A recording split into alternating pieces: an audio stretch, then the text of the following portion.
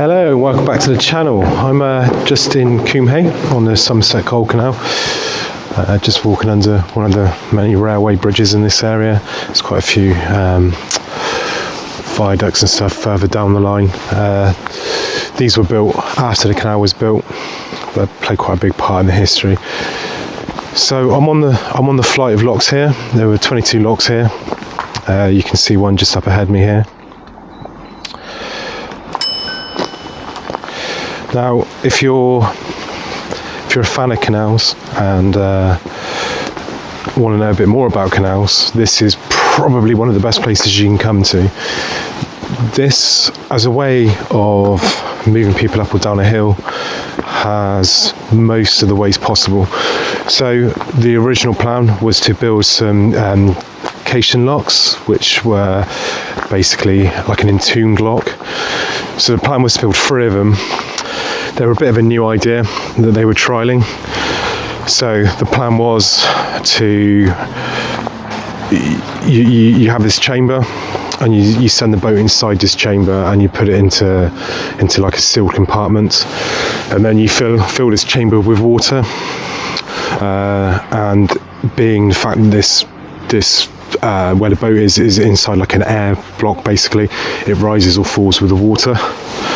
So the idea was quite a good one. Uses a lot less water than fly locks and gets you from top to bottom much quicker. Like I said, there were 3 planned here. They built one which was tested. There was the committee for the trust went into it for a trial and nearly never made it back out again. So they were abandoned at that point, and a flight of 22 locks were then planned to come back through.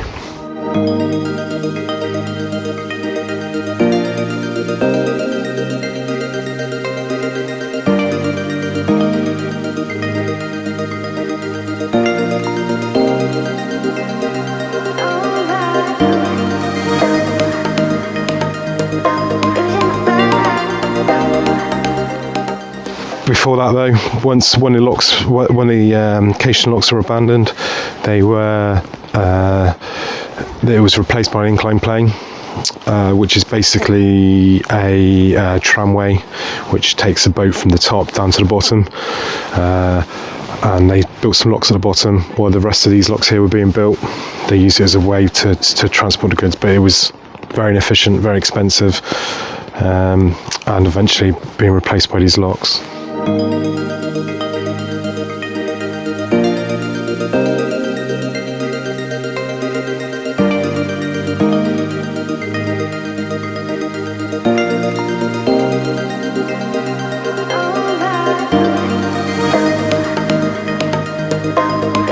So canals themselves have been around for quite a long time. Modern canals, not so much, but the first canal was built by the Romans, that I know of anyway, and that joined Lincoln to the River Trent, which was about AD 50 to AD 125, depending where you take your history from. That was called the Foss Dyke, and it was just basically a channel joining them. It was cleared out in 1121 under the reign of Henry I, and a couple of times dredged. It was not until 1744 that it was a really reliable channel through. Then the first, what a lot of people consider a proper canal, was built in 983 on the Great Canal in China, and was invested by Che Wei Yo. I'm really sorry for anyone I may have offended with that pronunciation. But most people consider the first proper canal in the UK to be the Bridgewater Canal, which was built by the 3rd Duke of Bridgewater, and was used to carry coal from his mines, and designed by James Brindley.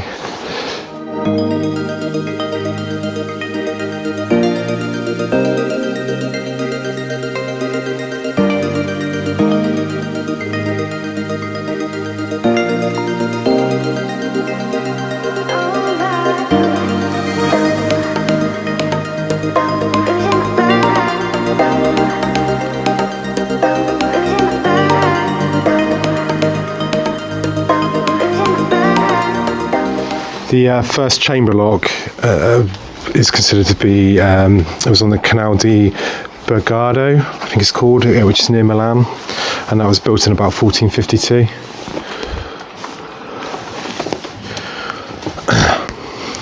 And the very first lock flight in the UK was built on the Sankey Canal in 1757. And that's another canal in restoration at the moment.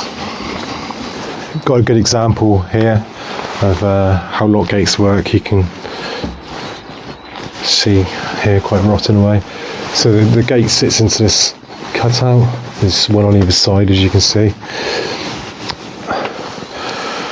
When the gate folds together, it seals, so you've got two equal points together, and they seal, and they sit on a pin, basically on a post. It sits down into the ground, and then is wrapped around at the top where it holds the gate together, and that sits into a concrete chamber in the bottom. I mean, this is full of mud at the moment.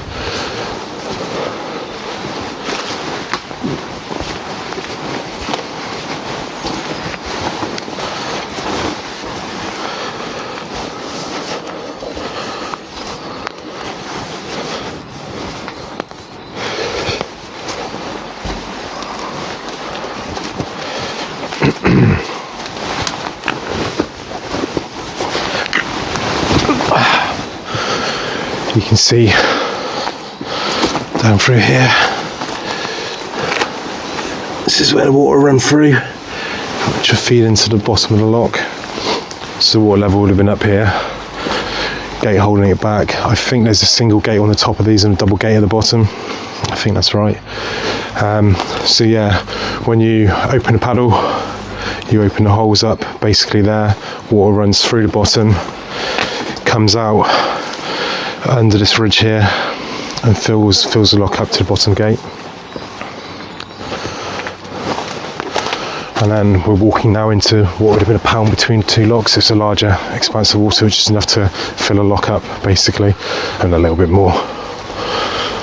So when you're running down, you're not running up or down, you're not emptying the canal in the pound you're going into next. I don't know many places where I've been where you can get into the locks like this. It's pretty cool. So the coal canal itself, it was authorised by an Act of Parliament in 1794. There are a lot of mines down in Portland and Timsbury where the canal ran to, so it's promoted by them quite heavily, because they're just looking for a cheaper means of bringing the coal through. It was all done by sort of by horse back before then, and it was very expensive to move anything. So they wanted to hit the markets of Wiltshire and Bath. So this canal joins on to the Kent and Avon, and then a lot of the traffic used to run up through. Then they hit bigger markets further along in London, where the Wilson barks came into play. So John Rennie surveyed this, same chap who built the Canal and Avon, but they had to, as part of it, they had a 135 foot drop they had to get to join the higher level canal to the lower, which is what we're in now. So as I said, the original plan was for the caisson locks. When they failed, basically, they think one was built, one was started, and the third one wasn't. They built, I think it was 4 locks at the bottom, and then added the incline plane just to keep traffic moving whilst they're building these.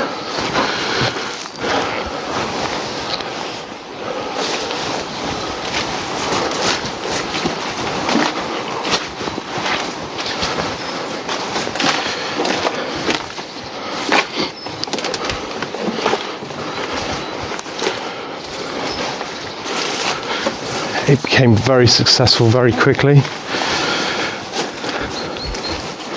and by the 1820s they were moving about 100,000 tonnes of coal per year. But this was short-lived, unfortunately. The Severn branch which was never fully completed. There was a tramway joining it to save the costs on the locks. There was a railway built, so GWR opened the Froome to Radstock line, which effectively killed that section of canal. And then by 1871 it was sold to the Somerset and Dorset Joint Railway. It built a Bath to Evercreech line over most of its course. The northern branch which we're on now, it lost a lot of its trade in 1881 when the Bristol and North Somerset Railway opened the line to Camerton.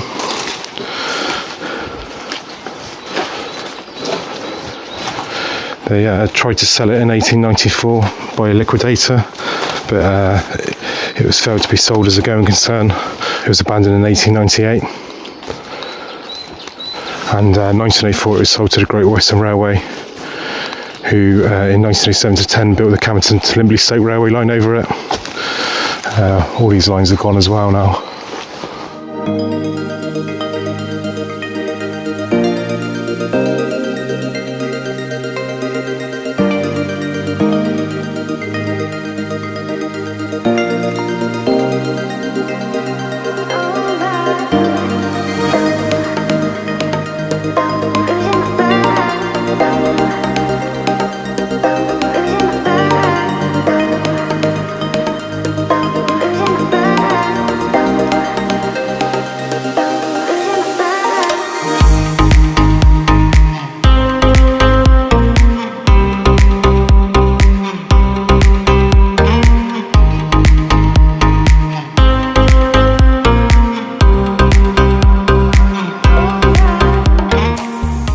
Canal do have a visitor centre and stuff. It's well, if you come off, if you know where Dundas Aqueduct is on the Kent and Avon, there's a junction just on one end of that, and there's a line that comes off full of moorings. That is the Somerset Coal Canal. And if you walk up there, there's a cafe. I think it's called the Angelfish Cafe or Bar. Pretty nice cafe sat by the side. I mean, the canal is currently pretty much just moorings, but there are plans obviously for restoration through more of this. So you can see here now, there's quite a sharp corner here. There's the locks turn up the hill, and there's a further lock just up here. I'm just coming down on top of one of the locks now.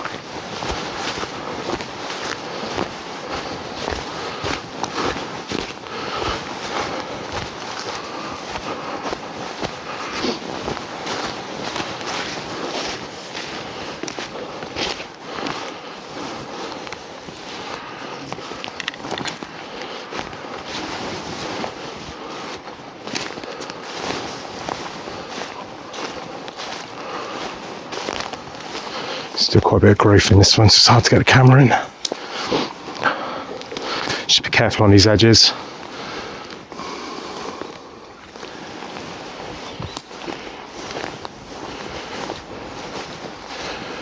You can see here where stuff's fallen. The wall looks like it's gone there.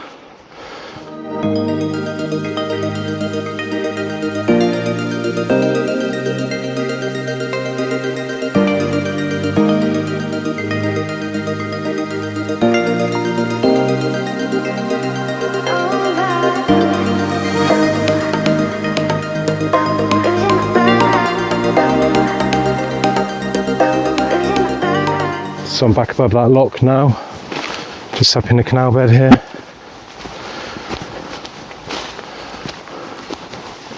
It runs through a cut-in. I will eventually cover the whole line. Some of it, like I said, is under old railways. Quite a lot of it on private land at the moment. So just coming up to another lock here. And we've got some lock gates. Very rotten lock gates, but we've got lock gates.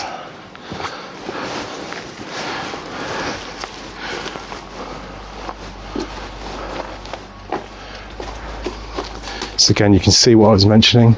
So the two locks close together on this angle here. You see there's an angle on that corner, angle on that corner. They sit in the bottom. Obviously this will all be sealed and up against the concrete section there. And at the top, you can just about see it on that one actually. You can see there's There's like a metal ring which is fixed to the top of the lock and holds things in place. Here we are just at the top of these locks.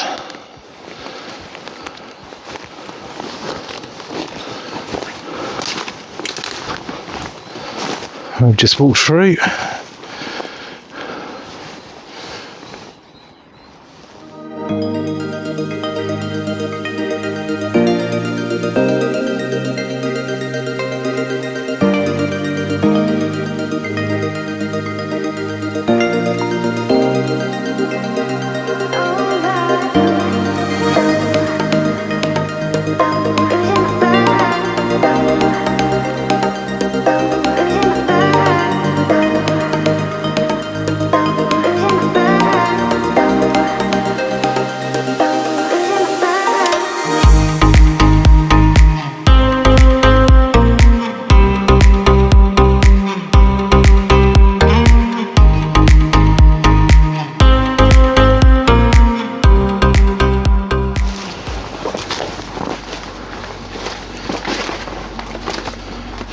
Small remnants of locks in here, very overgrown.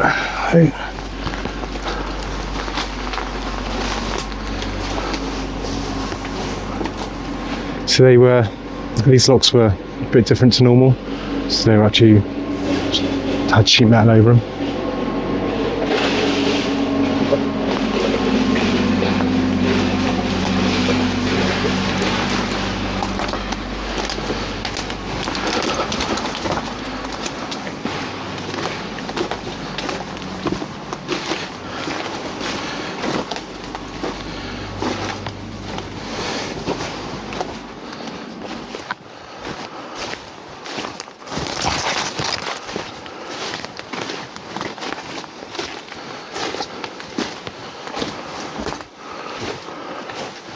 The rest of that is. So there were rumours that see, they've got quite big blocks in these locks. The old caisson locks were demolished, well, the one that was built was demolished, and used to build these. See the old waiting walls here, little wing walls, waiting walls, trees growing out of them.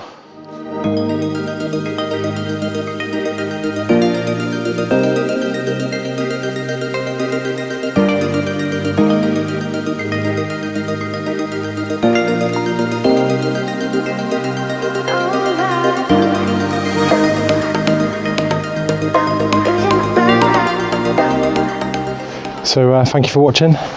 Please do click that like and subscribe. Click that bell button as well, and you'll be notified of my future videos. This one's been it's a bit of a wet day, but it's been an absolute pleasure to make. It's very cool to see these sort of things. Hopefully we'll see water in here one day soon. And like I say, click that link to the Somerset Coal Canal and sign up. Have a good day.